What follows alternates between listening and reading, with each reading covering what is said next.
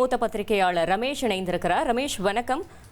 முன்னாள் அமைச்சர் செங்கோட்டையன் செப்டம்பர் 5ஆம் தேதி ஒரு முக்கிய அறிவிப்பை வெளியிடுவேன் என்று தெரிவித்திருக்கிறார். அவர் சஸ்பென்ஸ் வச்சிருக்காரு. அதுக்கு என்ன காரணம்? உங்களுடைய கருத்தை சொல்லுங்க.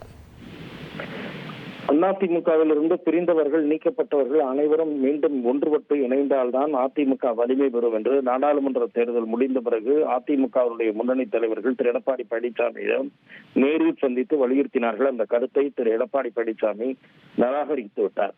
திரு ஓபிஎஸ், திரு டிடிவி தினகரன், திருமதி சசிகலா உள்ளிட்ட அனைவருமே திரும்ப அதிமுகவுக்குள் இணைத்துக் கொள்ளப்பட்டு கட்சி அப்போதுதான் வலிமை பெறும் என்ற சொன்ன கருத்தை அவர் ஏற்கவில்லை.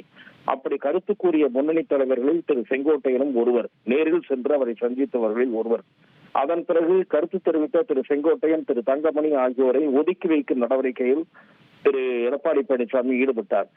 தற்போது திரு எடப்பாடி பழனிசாமி, திரு கே.பி. முனுசாமி, திரு எஸ்.பி. வேலுமணி ஆகிய இருவரை தவிர மற்ற யாரையும் மதிப்பதில்லை, தன்னிச்சையாக செயல்படுகிறார் என்கிற கருத்து கட்சிக்குள் அதிருப்தியாக ஒலித்துக் கொண்டிருக்கிறது. இந்த அதிருப்தியைத்தான் திரு செங்கோட்டையன் மறைமுகமாக பலரிடமும் வெளிப்படுத்தி வருகிறார்.